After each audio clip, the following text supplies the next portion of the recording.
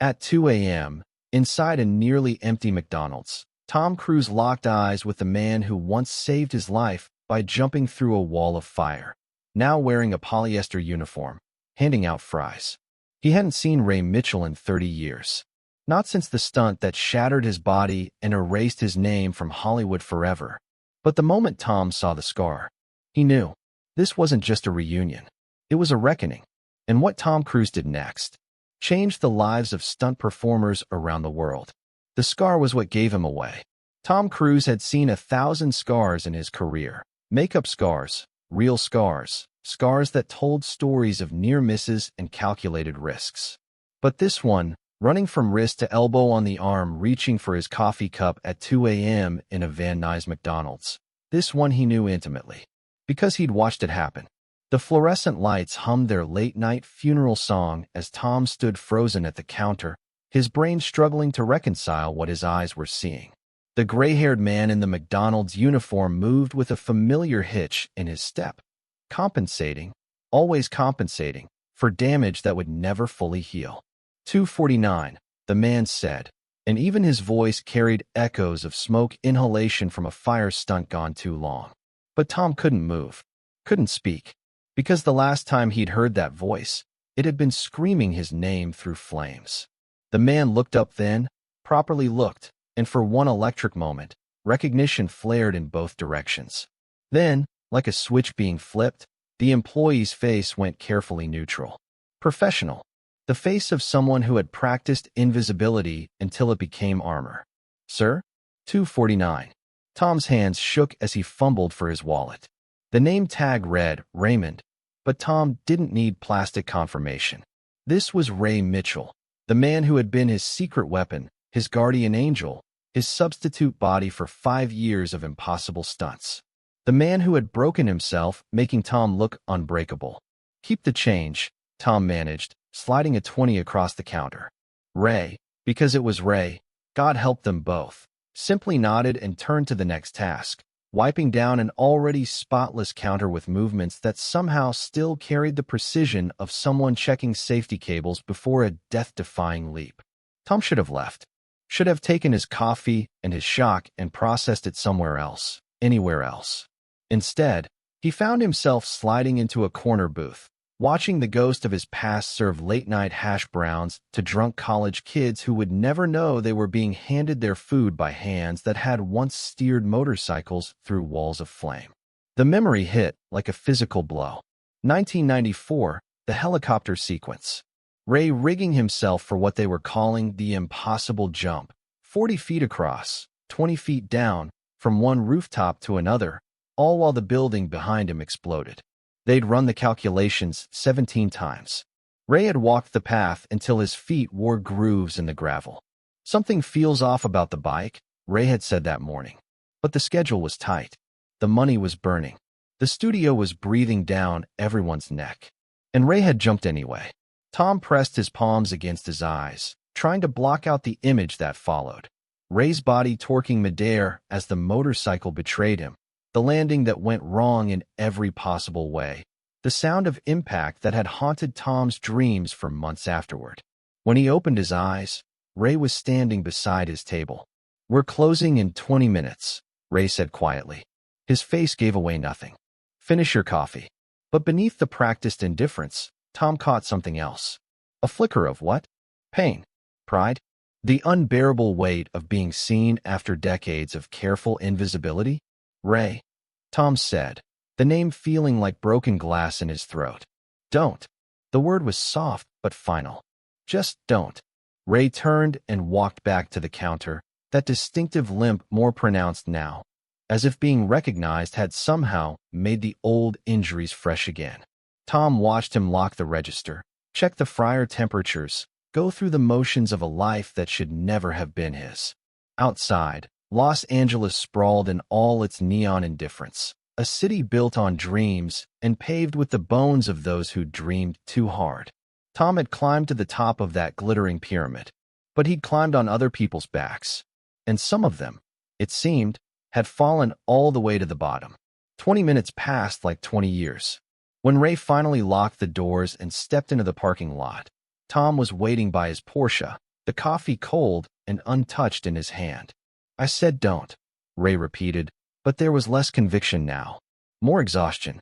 I looked for you, Tom said. After the accident. The hospital said you'd been discharged. The union said you dropped out. You just vanished. Ray's laugh was bitter as burnt coffee. I didn't vanish, Tom. I became what I always was, replaceable. Another stunt guy who couldn't bounce back. He shifted his weight, favoring the left leg. There's always another 20-year-old willing to jump. Why keep the broken ones around? The silence stretched between them, filled with 30 years of unasked questions and ungiven answers. Get in the car, Tom said. Tom, please. Just please. Ray looked at the Porsche like it might swallow him whole. Then, with the careful movements of someone who'd learned that sudden motion meant pain, he folded himself into the passenger seat. They drove without destination, the city sliding past in streams of amber light and shadow. Tom's mind raced through 1,000 things he wanted to say, needed to say, but every word felt inadequate against the weight of Ray's presence beside him. It was Ray who finally broke the silence. Connie's dead. The words landed like a punch. Tom's hands tightened on the wheel. When, 2 years ago, heart attack at 58. Ray stared out the window. Stress, they said. 3 jobs for 15 years, trying to keep us afloat after the medical bills ate everything. Stress. Tom pulled into an empty parking lot, unable to trust himself to drive. Ray, if you say you're sorry, I'm getting out of this car. They sat in silence again, but it was different now. Heavier. Filled with the ghost of a woman Tom had known only through Ray's stories. The wife who'd understood that her husband needed to fly, even if it meant watching him fall. She never blamed you, Ray said eventually. Want to know what she said that last day? She said at least we'd had 5 years of living like movie stars. 5 years of premieres and parties, and believing we were part of something special. His voice cracked. 5 years before we found out we were just expensive props. Tom felt something fracture in his chest. That's not what you were, isn't it? Ray turned to face him fully for the first time. Tell me, Tom, how many stunt guys from our films can you name? How many do you know are still alive? The answer sat between them like a loaded gun. Ray nodded. That's what I thought. Where are you living? Tom asked, desperate to shift to something practical, something he could fix. Got a place in Van Nuys. It's fine. Let me help. Money, doctors, whatever you need. I don't want your money. Ray's voice was firm but tired. I've got my job. I've got my dignity. That's more than a lot of us ended up with. Working at McDonald's isn't dignity, Ray. Not after everything you did. Ray's eyes flashed. You think dignity comes from the job? From the size of the paycheck? He shook his head. Dignity is looking at yourself in the mirror every morning and knowing you earned what you have. Even if it's just a polyester uniform and a name tag. Tom wanted to argue, wanted to rage against the unfairness of it all. But something in Ray's face stopped him. This wasn't a man looking for pity or even justice. This was a man who had made peace with his ghosts, even if those ghosts walked with a limp and served fast food to survive. Can I at least drive you home? Tom asked. Ray considered this. Yeah, okay, but no speeches, no grand gestures. You drop me off, you go back to your life. We pretend this never happened. But Tom knew, even as he agreed, that pretending was impossible now. He'd seen behind the curtain of his own success, and what he'd found there would haunt him forever. As they drove through the empty streets, Ray said quietly, You know what the worst part is? It's not the pain or the poverty or even losing Connie. It's that I still dream about it. Still wake up thinking I'm 25 and invincible, about to do something impossible. He smiled sadly. Then my knee reminds me that impossible has a price. And some of us paid it in full. They pulled up to a building that looked like it had given up hoping for better days sometime in the mid-90s. Ray climbed out carefully, then paused. It was good to see you, Tom. Take care of yourself. Ray, wait. But Ray was already walking away, key in hand, shoulders set against whatever Tom might say next. At the building's entrance, he turned back once. You want to know the truth? I'd do it all again. Every jump, every crash, every broken bone.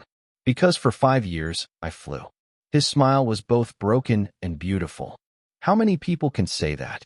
Then he was gone, swallowed by shadows and a door that closed with the finality of a director calling cut. Tom sat in his idling Porsche for an hour, staring at the building, his mind spinning through memories he'd packaged away like outdated special effects. Tomorrow, he had a 6 a.m. call time for another death-defying sequence. Another stunt team would make him look heroic. Another group of invisible professionals would risk everything for the shot. But tonight, he'd been confronted with the cost of his own mythology. And the bill, it seemed, was written in scar tissue and silence. The drive home took him through Hollywood, past billboards advertising his latest film. His face, 50 feet tall, frozen in an action pose that suggested danger but promised survival. The tagline read, "No limits." Tom thought about Ray's limp, about Connie dying of stress, about a McDonald's name tag that said Raymond instead of Ray Mitchell, the man who made the impossible possible. He pulled over and called his assistant, not caring that it was 3 a.m. "Sarah, I need you to do something for me. Pull every production record from my films between 1987 and 1994. I need names. Stunt performers. All of them. Is everything okay?" "No," Tom said, surprising himself with the honesty. "No, everything is not okay, and I need to fix it." He hung up and drove home, but sleep wouldn't come. Instead, he found himself in his study, pulling out old photo albums from the early days.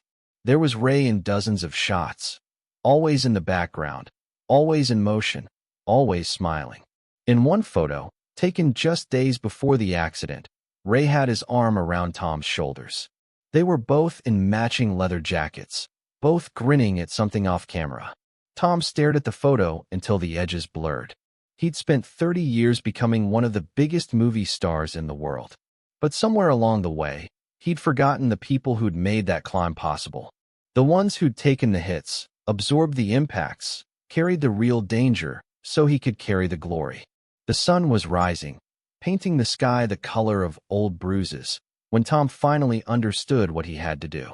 Ray Mitchell might have made peace with being forgotten, but Tom Cruise had just declared war on forgetting. He picked up his phone again, scrolling through contacts until he found the number he needed. "Mike? It's Tom. I know it's early. Listen, I need access to the old warehouse in Burbank. The one where we used to train." "Yes, that one." "And Mike, bring the keys to the archive room. It's time we open some old files." Because if Ray wouldn't accept help, maybe he'd accept something else. Recognition. The kind that was 30 years overdue. Tom looked again at the photo of him and Ray, young and invincible, ready to take on the world. Ray had been right about one thing. For 5 years, they'd flown. But Ray had been wrong about something else. The flying wasn't over. Not if Tom had anything to say about it.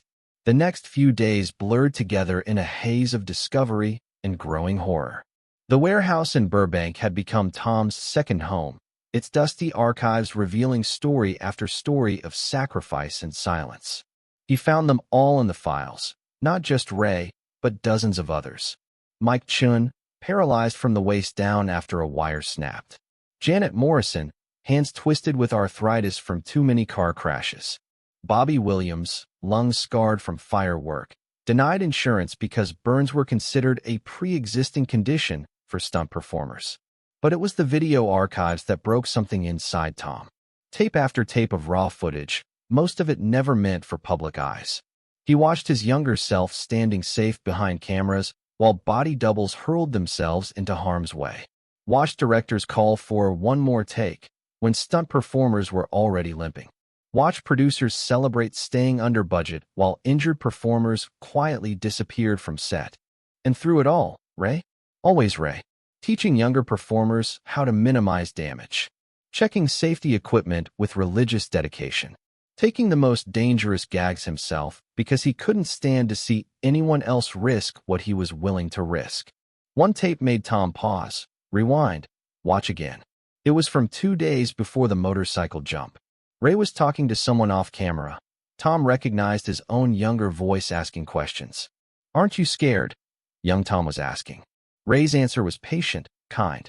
"Fear's just information, Tom. It tells you what could go wrong. The trick is to listen to it without letting it drive." "But what if something does go wrong?" Ray had smiled then, that crooked smile Tom had forgotten until now. Then I trust my training, trust my team, and trust that whatever happens, we made something beautiful together. That's all any of us can do. Try to make something beautiful and hope the world remembers it kindly. The world had remembered Tom's movies, but it had forgotten Ray Mitchell. Tom ejected the tape and sat in the gathering darkness of the warehouse. Around him, the tools of illusion gathered dust, harnesses that had made men fly, cables that had defied gravity, crash mats that had cushioned 1,000 falls. All of it abandoned, like the people who'd used it. His phone rang. "Sarah, I've compiled the list you wanted." "Tom, some of these stories." "I know. What do you want to do?" Tom looked around the warehouse, seeing ghosts in every shadow. "Set up a meeting. Every studio head, every production executive will listen. Tell them Tom Cruise wants to talk about stunt performers. That's going to be a tough sell. Then tell them if they don't show up, I'll remember it when they want me for their next franchise." Sarah paused. "This is about more than just business, isn't it?" "This is about debts," Tom said. "Debts I've been pretending don't exist for 30 years. After he hung up, Tom made another call. This one was harder. "Marcus? It's Tom Cruise. You work with Ray at McDonald's." "Yes, that's right. Listen, I need your help with something." The teenager's excitement was palpable even through the phone. But when Tom explained what he wanted, Marcus went quiet. "You want me to spy on Ray?" "Not spy. Just tell me how he's really doing." "He won't talk to me." "Yeah, because he's got pride, man. You know how hard it is for someone like Ray to be seen like this? He was a hero, and now he's serving Happy Meals. You showing up just reminds him of everything he lost." The kid's honesty stung because it was true. "But," Marcus continued, "maybe that's exactly why you need to keep showing up. Ray taught me something. He said the hardest stunt isn't jumping off a building. It's getting back up when the world's knocked you down. Maybe he needs someone to remind him that getting back up doesn't mean you have to do it alone." Tom hung up feeling both chastised and inspired. A 16-year-old kid understood something Tom had missed. This wasn't about Tom's guilt or Ray's pride. This was about connection, about refusing to let someone disappear just because it was easier than watching them struggle. He drove back to Ray's apartment that night, knocked on the door, waited. Ray answered in sweatpants and an old t-shirt, a heating pad pressed against his lower back. "I told you. I know what you told me." Tom held up a bag of Chinese takeout. "But I'm stubborn. Learned it from my stunt double." Ray stared at him for a long moment. Then, against all probability, he smiled. "Just a little. You always were a slow learner." He stepped aside, letting Tom in. They ate in relative silence, the TV playing an old western neither of them was watching. Finally, Ray set down his chopsticks. "Why are you really here, Tom?" "Because I can't stop thinking about what you said. About still dreaming of flying." Ray's jaw tightened. "Dreams are just neurons firing. Doesn't mean anything, doesn't it?" Tom leaned forward. "What if you could fly again? Not the same way, but—" "Tom, look at me." Ray gestured at himself. "I can barely walk some days. My hands shake. My back's held together with scar tissue and stubbornness. My flying days are over. But your teaching days don't have to be." Ray went very still. Tom pressed on. "I've been in the archives, watching old footage. You weren't just performing stunts, Ray. You were teaching them. Every young performer who worked with you got better, safer, more confident. You have knowledge that's disappearing from this industry. Nobody wants to learn from a broken-down has-been. Marcus does." Ray's eyes flicked up sharply. "You leave that kid out of this." "He told me you've been teaching him basic falls, how to land safely. He said you're the first person who ever made him feel like he could do something special. He's a good kid. Reminds me of—" Ray stopped himself. "Of yourself. Of all of us. Young and hungry and stupid enough to think we're invincible." Ray's voice softened. "I just don't want him to end up like me. Maybe that's exactly why you should teach him. Teach all of them. Show them how to fly without falling. Or at least how to fall without breaking." Ray was quiet for a long time. On the TV, cowboys rode horses off cliffs in stunts that probably killed half the riders, back before anyone cared about safety. "You know what Connie said near the end?" Ray's voice was barely above a whisper. She said the only thing worse than me getting hurt was watching me give up. Said I'd stop being Ray the day I stopped teaching people how to do impossible things.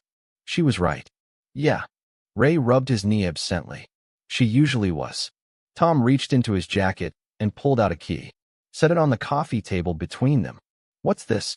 The warehouse in Burbank, where we used to train. It's sitting empty, full of equipment and memories. Could be more than that, if someone had the vision. Ray stared at the key like it might bite. Tom, no strings, no charity, just a space where someone who knows what they're doing could teach others, where the knowledge doesn't have to die with the generation that earned it. Ray picked up the key, turned it over in his fingers. And if I can't, if my body won't, then you find others who can demonstrate while you teach. You become the mind, they become the body.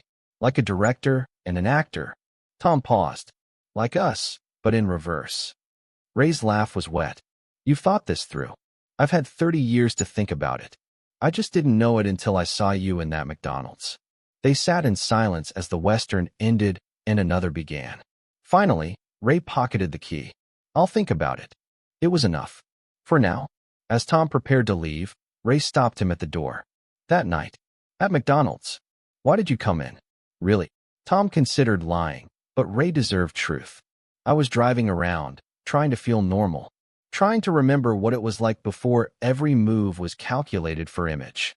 He met Ray's eyes. I guess I found out that normal is just another word for invisible. And invisible is where we put the people who make our dreams possible. Ray nodded slowly. Yeah, that sounds about right. Tom was halfway to his car when Ray called out. Tom, the warehouse. Is the high-fall rig still there? Everything's still there. Good. Ray's silhouette in the doorway looked straighter somehow. Taller. Haven't seen one of those in years. Tom drove away with something lifting in his chest. It wasn't hope exactly. Too much damage had been done for easy hope. But it was possibility. The chance that falling didn't have to be the end of the story. Back at his house, Tom made more calls. Set more meetings in motion. The studio executives would resist. The insurance companies would balk. The industry that had always treated stunt performers as disposable would fight to keep the status quo. But Tom had learned something from Ray, all those years ago and again tonight. When you're going to jump, you commit. No half measures, even if it means falling. Especially then. The meeting was a disaster. Tom sat at the head of a conference table lined with studio executives, all of them wearing the same expression of polite impatience. He'd been talking for 20 minutes about establishing a fund for injured stunt performers, about mandatory long-term insurance, about recognition and residuals. Tom, said David Kellerman from Paramount, his smile as sharp as his suit. We appreciate your passion, but the system works. Stunt performers know the risks. The system works for who? Tom asked. For everyone. We provide good wages. For the days they work. What about the years they can't? That's what the union is for, another executive chimed in. The union Ray Mitchell had to drop out of because he couldn't afford the dues after 6 months of surgeries? Uncomfortable shifting around the table. Look, Kellerman leaned forward, his reasonable voice the kind that had talked hundreds of actors into bad deals. We all feel terrible about individual cases, but we can't restructure an entire industry because... Because what? Tom's voice was ice. Because the people getting hurt don't have faces you recognize? Because they're supposed to be invisible? Because it's not financially viable, someone else said. The insurance alone. I made you $8 billion. Tom's words landed like punches. $8 billion. My films, built on the backs of people like Ray Mitchell, generated $8 billion in revenue. And you're telling me you can't find the money to take care of the people who made that possible? Silence. This is emotional, Tom. Not practical. Tom stood. You know what? You're right. It is emotional. Because I've spent the last week learning that Mike Chen lives in his car. That Janet Morrison can't hold a coffee cup without pain. That Bobby Williams wheezes through lungs scarred by your practical decisions. He moved toward the door, then turned back. I've got another meeting tomorrow. With Netflix, Amazon, Apple. They're hungry for content and smart enough to know that taking care of people is good business. So here's what's going to happen. Either you get on board with creating a real safety net for stunt performers, or I take my next franchise to someone who will. You're under contract for one more film. After that, Tom smiled, and it wasn't a pleasant smile. After that, I work with studios that understand that invisible doesn't mean disposable. He left them sitting there, calculating the math of conscience versus profit. Outside, his phone rang. Marcus. Mr. Cruz? It's Ray. He's in the hospital. The world tilted. What happened? He collapsed at work. His knee gave out, and he fell bad. Hit his head. Marcus's voice was shaking. They say he's okay, but can you come? Tom was already running for his car. Which hospital? Valley Presbyterian. Mr. Cruz? He was asking for you. Before they put him under for the scan. He kept saying he was sorry about the warehouse. Tom broke every traffic law getting there. He found Ray in a curtained-off section of the ER, looking smaller somehow against the white sheets. A bandage covered a gash on his forehead, and his left leg was elevated, the knee swollen to twice its normal size. Hey, Ray said, his voice fuzzy with painkillers. Guess I forgot how to fall. Don't joke. Tom pulled a chair close. What happened? Knee went out. It does that sometimes. Usually I can catch myself, but Ray gestured vaguely at his head. Turns out McDonald's floors are harder than crash mats. Marcus appeared with coffee, his McDonald's uniform rumpled. He wouldn't let me call an ambulance. Tried to finish his shift. Kid's exaggerating, Ray muttered. You were bleeding, Ray. Head wounds always look worse than they are. Every stunt performer knows that. Tom felt rage building in his chest. Not at Ray, but at the situation. At a world where a man who'd literally set himself on fire for entertainment couldn't afford proper medical care. The doctor says he needs surgery, Marcus told Tom quietly. On the knee. But Ray's insurance. I'll handle it, Tom said. No. Ray's voice was firm despite the medication. Tom, no. I told you. You told me you don't want charity. Tom met his eyes. This isn't charity. This is workers' comp, 30 years late. That's not how it works. It is now. Tom pulled out his phone. Dr. Brennan? It's Tom Cruise. I need you to clear your schedule. Yes, it's an emergency. Knee reconstruction and full evaluation. Money's no object. Tonight, if possible. Ray tried to sit up. Tom, I can't let you. Let me. Tom's voice cracked. Ray, I watched you jump off buildings for me. I watched you crash cars, catch fire, break bones. You think I'm going to watch you suffer now because of some misplaced pride? It's not misplaced. Ray's eyes were wet. It's all I have left. No. Tom gripped Ray's hand. You have more than that. You have knowledge. You have skills to pass on. You have people who need you. He glanced at Marcus. You have a kid who thinks you're a hero. I'm not a hero. I'm just a guy who used to fall for a living. You're wrong. This was Marcus, stepping forward. You know what Ray told me my first day? He said heroes aren't the ones who never fall. They're the ones who show others how to get back up. That's what you do, Ray. Every day, even when it hurts. Ray closed his eyes, and for a moment Tom thought he'd lost the argument. Then Ray squeezed his hand. Brennan's that sports medicine guy, right? The one who fixed your shoulder. The best in the business. Okay. Ray's voice was barely a whisper. Okay, but I pay you back. However long it takes. Deal, Tom lied. While they waited for the transfer to Brennan's facility, Tom sat with Ray, Marcus keeping watch like a loyal guardian. Ray drifted in and out of consciousness, the painkillers pulling him under. During one lucid moment, he looked at Tom with surprising clarity. The warehouse, he said. I've been thinking about it. What it could be. Yeah.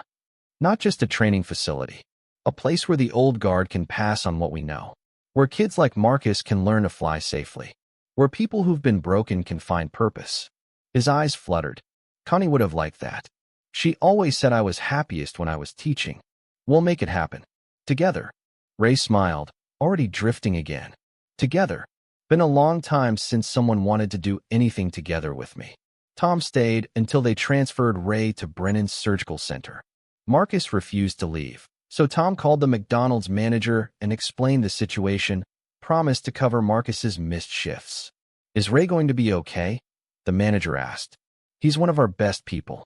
Never complains, always helps out. We were thinking about promoting him to shift supervisor.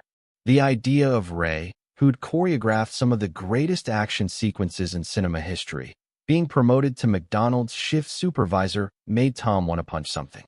Instead, he said, "He's going to be better than okay. I'll make sure of it."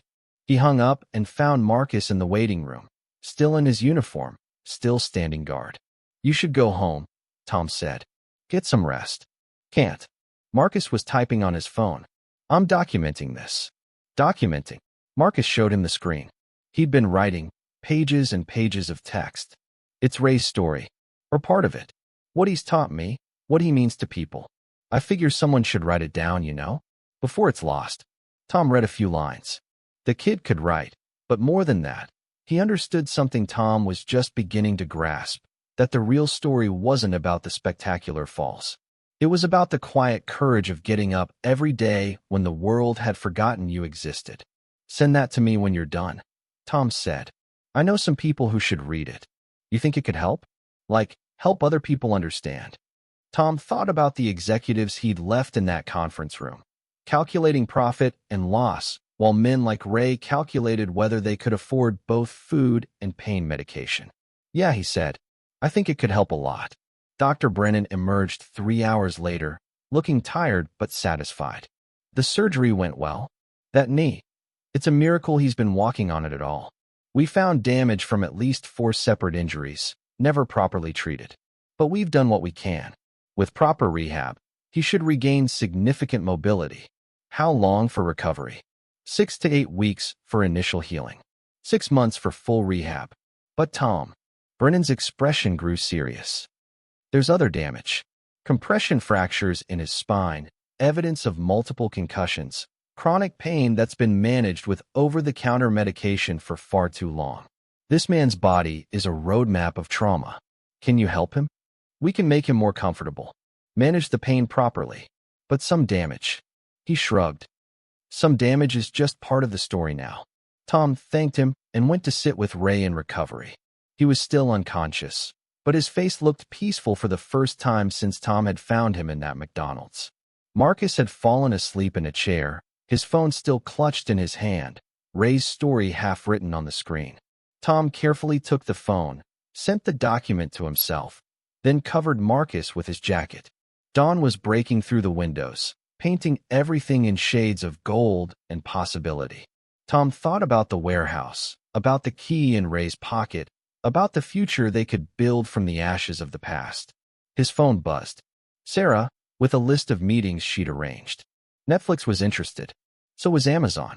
Apple wanted to discuss a documentary series about stunt performers. Change was coming. Slowly, fought for every inch, but coming.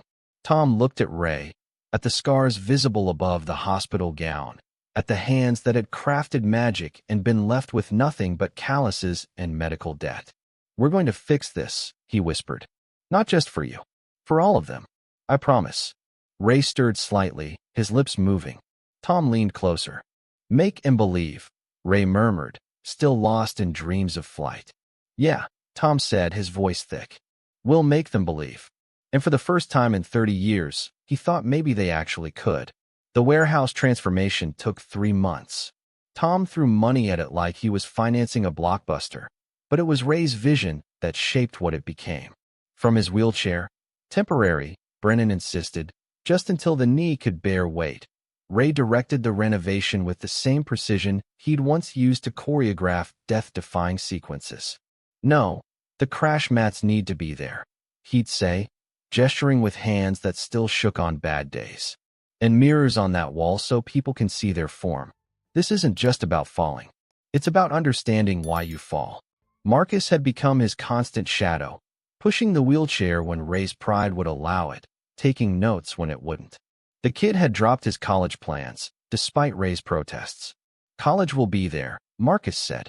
"This won't. You won't. I can learn engineering from books. I can only learn this from you." The first students arrived on a rainy Tuesday in September. Just 5 of them, all young, all hungry for knowledge the film schools didn't teach. Ray had resisted being front and center, but Tom and Marcus had overruled him. "They're not here for me," Tom had said. "They're here for you. Own it." So Ray owned it, teaching from his wheelchair with a passion that made everyone forget his limitations. He couldn't demonstrate anymore, but he could explain, could catch errors before they became habits, could spot fear or overconfidence with supernatural accuracy. "See how her shoulder's rotating?" he told Marcus during one session. "That's compensation. She's favoring an old injury she hasn't mentioned." To the student, "Left rotator cuff?" The girl's eyes widened. "How did you?" "Because I've seen every way a body can betray you. Let's work on strengthening exercises." The best stunt performers aren't the ones who ignore pain. They're the ones who respect it, learn from it, work with it. Word spread. Within a month, they had 20 students. Within 2, they had a waiting list. But the real breakthrough came when Tom brought in the cameras. A documentary? Ray had been suspicious. About what? Me limping around yelling at kids. About this. Tom gestured at the warehouse, now alive with controlled chaos. About knowledge being passed down. About the invisible becoming visible. The filmmaker was young, earnest, with that hungry look Tom recognized from his own early days.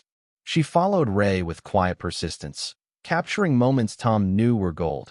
Ray's hands demonstrating a fall in miniature, his eyes catching a potentially dangerous mistake before it happened, his voice cracking as he talked about Connie.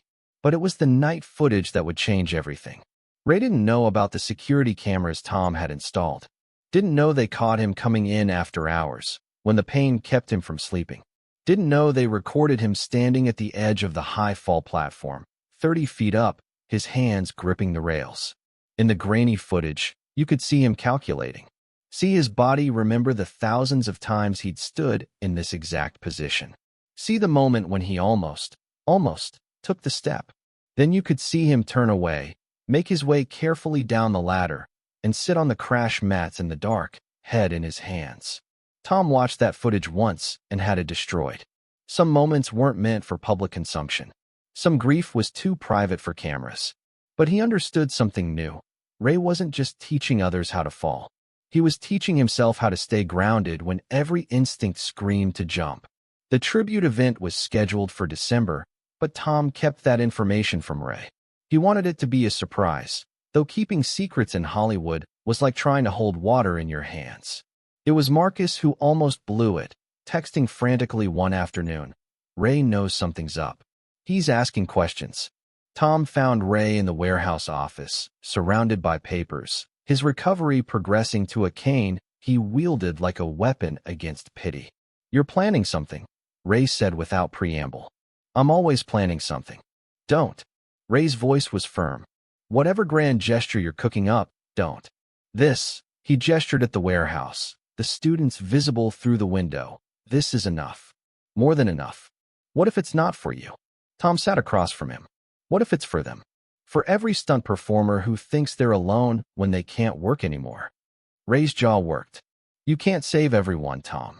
"No, but I can try to save some. And I can make sure everyone knows the names of the people who saved me." They stared at each other, 30 years of history compressed into a moment. "It's going to be big, isn't it?" Ray finally asked. "Televised." "Christ." Ray rubbed his face. "I hate cameras." "Since when?" "You spent 5 years in front of them. Behind them. In costume. As someone else." Ray's voice dropped.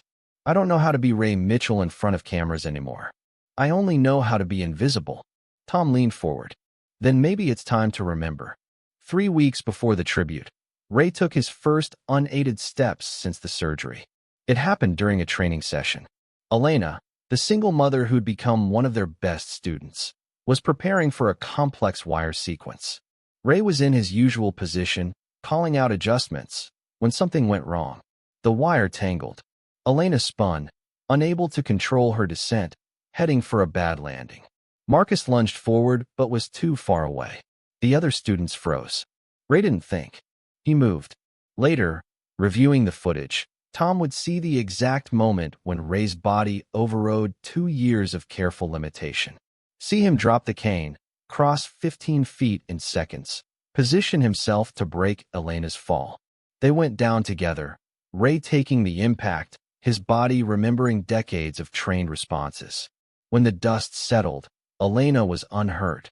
Ray was on his back, and the entire warehouse had gone silent. "Ray." Elena's voice was terrified. "Ray, are you?" "I'm fine." He wasn't. Tom could see him fighting not to show the pain. "But that's why we check rigging 3 times, not 2. You good?" "Ah, yes." You walked." Ray looked down at himself as if surprised. "Huh. So I did." Marcus helped him up, handed him his cane. Ray took it, then set it aside. "Think I'll try without it for a while." He made it 10 steps before the knee buckled. Marcus caught him, and this time Ray let him. "Tomorrow," Ray said. "I'll go further tomorrow." He did. Each day, a few more steps. Each day, the cane stayed untouched a little longer. It wasn't healing, not the miraculous kind that movies promised. It was adaptation, learning to work with damage rather than despite it. Tom watched this daily victory and knew the tribute wasn't just about honoring the past anymore. It was about proving that survival was its own kind of stunt. The night before the tribute, Tom found Ray on the high platform again. This time, he wasn't alone. Marcus stood beside him, both of them looking down at the landing zone 30 feet below. "You thinking about it?" Marcus asked. "Every day." Ray's voice carried up to where Tom stood in the shadows. "But thinking and doing are different things. You could do it." "I know you could." "Maybe. Probably. The body remembers even when the mind knows better." Ray turned to face his protege. "But what would it prove? That I can still fall. I know I can fall. The question is whether I can fly. What's the difference?" Ray smiled, and even from a distance, Tom could see the teacher in him spark to life. Falling is just physics. Gravity wins. You lose. You try to lose gracefully. Flying. He spread his arms, the gesture encompassing the warehouse, the students, the future they were building. Flying is defying expectation, making people believe in impossible things, teaching someone else to soar. He lowered his arms, gripped Marcus's shoulder. "I spent 20 years jumping off high places. But watching you kids learn, watching Elena nail that sequence today, watching all of you become better than we ever were, that's flight. Real flight. The kind that matters." They climbed down together, Ray taking the rungs slowly but steadily. Tom waited until they were gone before emerging from his hiding spot. He looked up at the platform, imagining all the people who'd stood there over the years, calculating risk versus reward, fear versus glory. How many had jumped? How many had fallen? How many had been forgotten? Tomorrow, in front of cameras and celebrities and the world, he would try to make them all visible. But standing here in the quiet warehouse, he understood that Ray had already done something more important. He'd made them matter.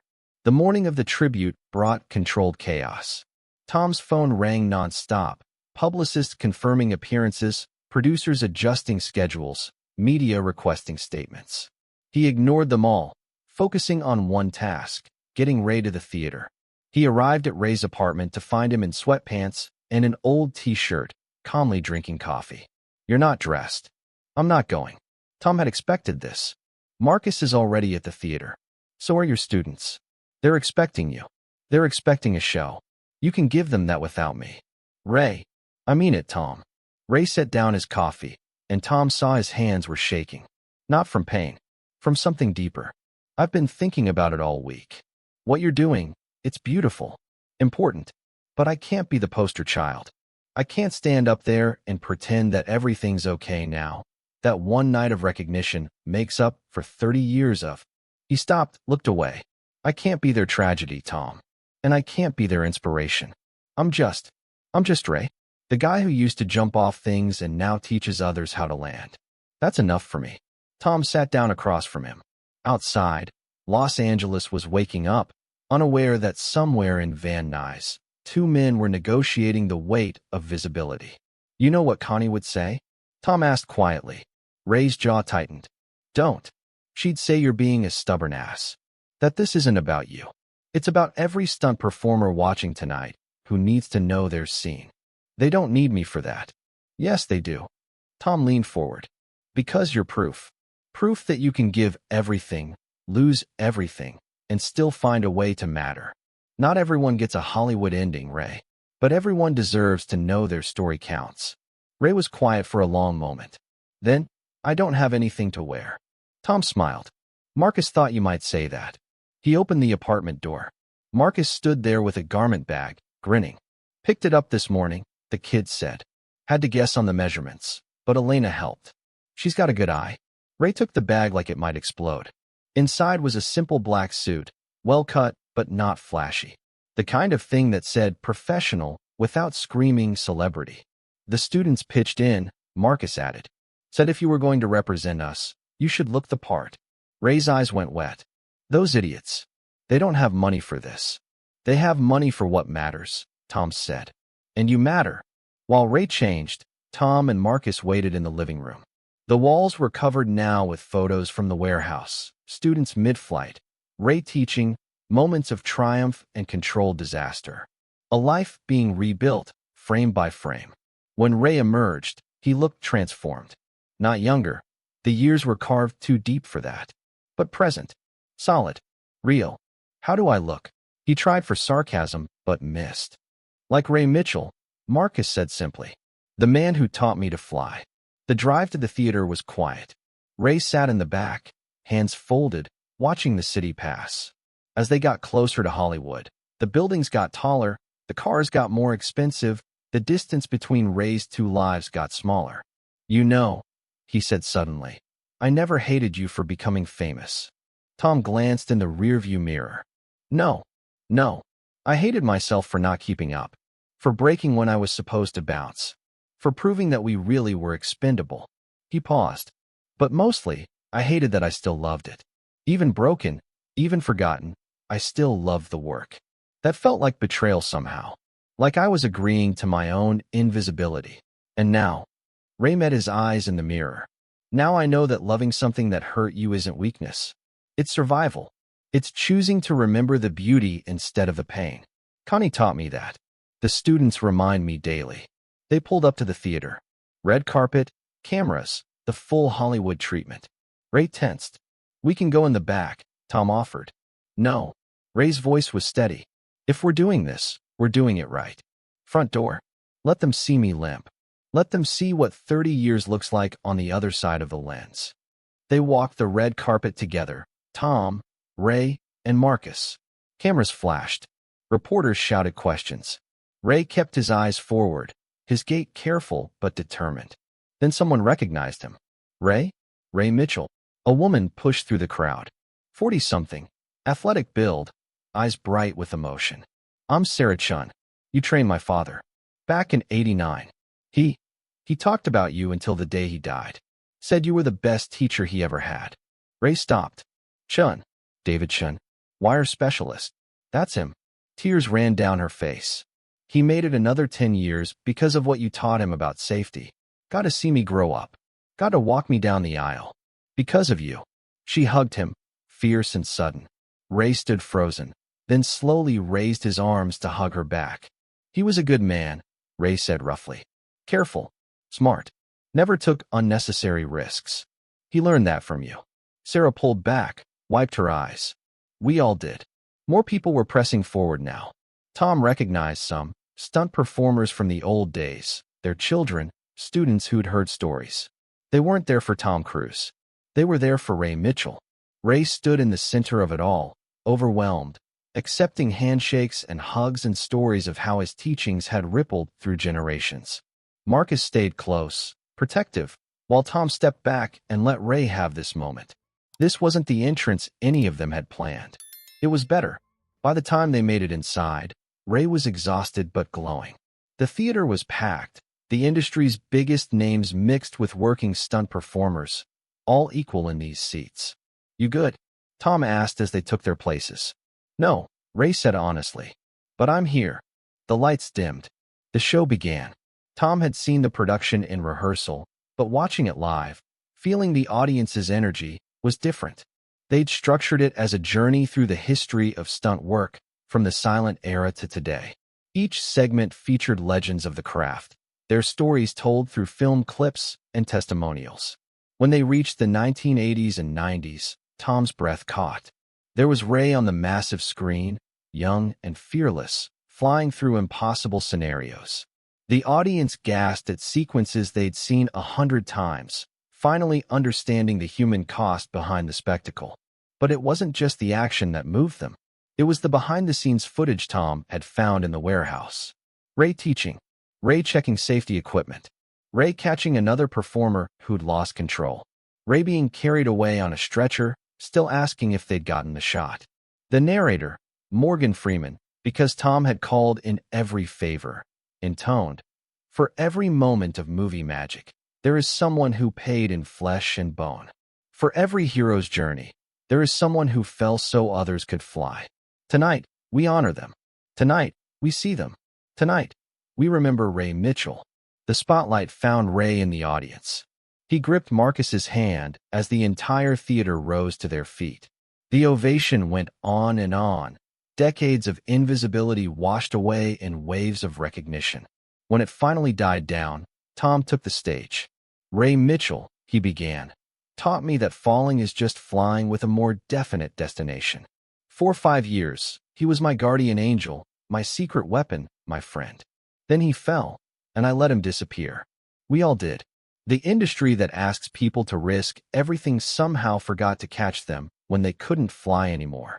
He talked about finding Ray at McDonald's, about the warehouse, about the school they'd built together, about the foundation that would ensure no stunt performer would ever have to choose between medical care and rent. But this isn't just about money, Tom continued. It's about memory. It's about making sure that every impossible thing you've seen on screen is credited to the people who made it possible. It's about understanding that heroes aren't just the faces on the poster. They're the ones who bleed in the shadows so the rest of us can believe in miracles. He looked directly at Ray. Ray, would you come up here? Ray shook his head, but the audience was already helping him up, Marcus on one side, Sarah Chun on the other.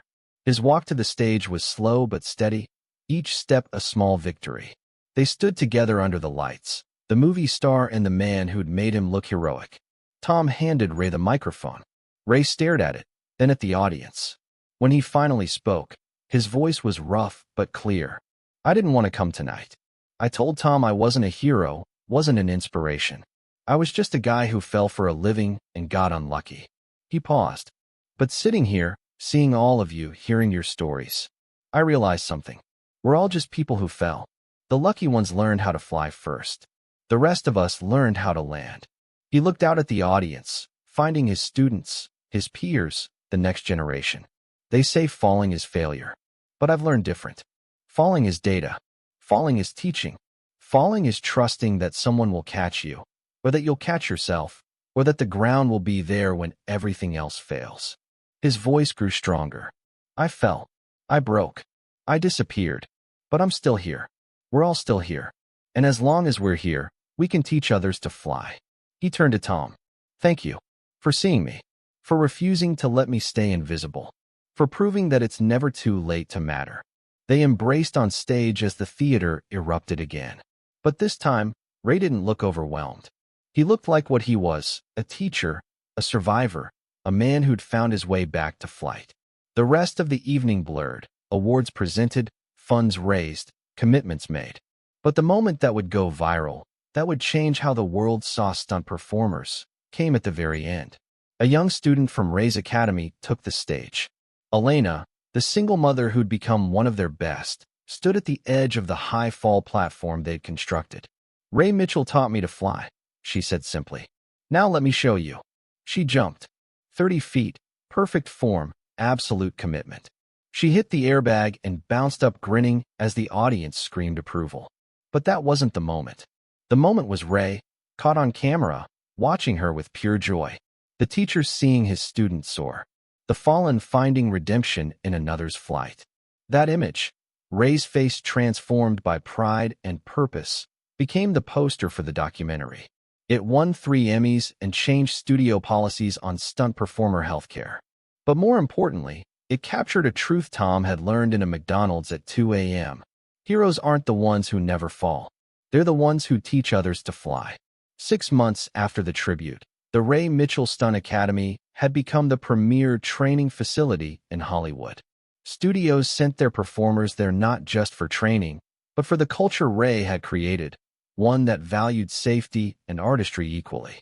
Tom visited weekly when he was in town, sometimes to teach, Ray had finally convinced him to share his knowledge, sometimes just to watch Ray work. The cane was gone now, though Ray still moved carefully on cold mornings when the old injuries sang their familiar songs. "We've got a problem," Ray announced one afternoon, finding Tom observing a wirework session. "What kind of problem?" "The good kind." Ray handed him a letter. "Universal wants to fund an expansion. Second location in Atlanta. They want me to run both." Tom read the offer. It was substantial, enough to hire more instructors, help more students, save more careers before they needed saving. "This is incredible, Ray." "Yeah." Ray watched Elena teaching a group of newcomers basic falls. "Except I'd have to travel. Be away from here. And I just got this place the way I want it. So delegate. Find someone to run Atlanta." Ray gave him a look. "Would you delegate your stunts?" "Point taken. What does Marcus think?" "He thinks I should do it. Says it's a chance to spread the knowledge wider." Ray smiled. "Kid's got a point. We've turned away 100 applicants this month alone. Everyone wants to learn to fly safely now." They stood in comfortable silence, watching the controlled chaos of the warehouse. Students at every level, learning from instructors who'd been where they were, who understood the cost of dreams. "You know what I keep thinking about?" Ray said suddenly. "Connie. How she would have loved this. Not the recognition or the tribute or any of that. But this, seeing people learn, seeing knowledge passed on. She always said the worst part of my injury wasn't the pain. It was watching my knowledge go to waste. It's not wasted now." "No." Ray's voice was soft. "It's not." A crash from the mat area drew their attention. A new student had misjudged a roll, come up shaking. Ray was moving before Tom could blink, not rushing but purposeful. "You're okay," Ray told the kid, checking for injury with practiced hands. "But you're thinking too much. Your body knows how to fall. We all do. The trick is getting your brain to trust your body."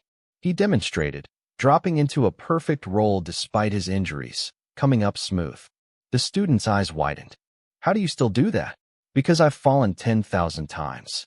And I've gotten up 10,001. Ray helped the kid to his feet.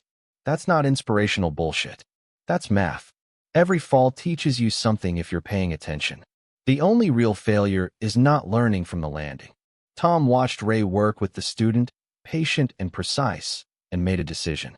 "Take the Atlanta offer," he called out. Ray looked over. Yeah, but on one condition." Tom grinned. "I get to come teach a workshop once a month. Been too long since I learned something new." Ray's smile was slow but genuine. "Deal. But you're learning wire work. About time you did your own flying." That night, after the warehouse had emptied and the lights were dimmed, Tom found Ray sitting on the crash mats, sketching new course designs. "Big day," Tom said, settling beside him. "Every day's big now. That's the weird part." Ray set down his pencil. "For 20 years, days just passed. Now each one feels like it matters. They always mattered. You just couldn't see it. Maybe." Ray looked around the warehouse, their warehouse now, in all the ways that counted. "Tom, that night at McDonald's, what were you really doing there?" Tom had answered this question before, but he sensed Ray needed more truth. "Running," he admitted. "From another premiere, another room full of people telling me I was amazing for things I didn't really do. I wanted to feel real for 5 minutes. Wanted to remember what it was like before every moment was performed. And you found me instead. I found you. And you reminded me that the performance is only as good as the people making it possible." Tom paused. "You saved me that night, Ray. Again. Just like you always did. Only this time, you saved me from forgetting what matters." Ray was quiet for a long moment. "We saved each other, maybe. Maybe." They sat in companionable silence, two men on opposite sides of fame who'd found their way back to center. Outside, Los Angeles glittered with its false promises and real dreams, its heights and its hard landings. "I've been thinking about trying it," Ray said suddenly. The high fall. One more time." He held up a hand before Tom could protest. "Not to prove anything. Not for cameras. Just to remember what flying feels like. To close the circle." Tom chose his words carefully. "What does your body tell you?" "That I'm an idiot for considering it." "And your heart?" Ray smiled, sad and beautiful. "That some circles don't need closing." that teaching others to fly is its own kind of flight. That maybe the best stunt I ever pulled was surviving long enough to matter again. He stood, extending a hand to help Tom up. Come on, let me show you the plans for Atlanta. We're going to need someone who can teach the acting side of stunt work. Know anyone who might be interested? Tom laughed, following Ray to the office. I might have some ideas. As they walked, Tom noticed Ray no longer looked back at the high-fall platform. His eyes were forward now, focused on the future they were building one student at a time. Later, driving home through empty streets, Tom thought about circles and falling and the strange paths that lead to redemption. He'd spent 30 years climbing higher and higher, thinking elevation was the only measure of success. But Ray had taught him something different. Sometimes the most heroic thing you can do is help someone else learn to fly. And sometimes, the best stunt of all is simply refusing to disappear. The documentary premiered 8 months later to standing ovations and rave reviews. But the real victory was quieter. The dozen studios that changed their insurance policies, the hundreds of stunt performers who received retroactive compensation, the thousands of young dreamers who learned to fly safely under Ray's guidance. Ray never did attempt that final high fall. He didn't need to. He'd found a different way to soar. And in a small office in the Atlanta facility, next to the same motivational posters that graced the LA warehouse, hung a simple frame. Inside, a note in shaky handwriting. Mr. Mitchell, my grandfather died knowing his knowledge lived on. You gave him that. You gave us all that. Thank you for teaching us that falling isn't failure. It's just the beginning of learning to fly. Sarah Chun. Below it, in Ray's careful script, for Connie, who always knew I'd find my way back up. The circle was complete. Not closed, never closed, but complete. And in warehouses in Los Angeles and Atlanta, in training facilities around the world inspired by Ray's model, the lessons continued. Fall, rise, teach, fly. The invisible made visible at last. The forgotten remembered. The fallen, finally, learning to soar.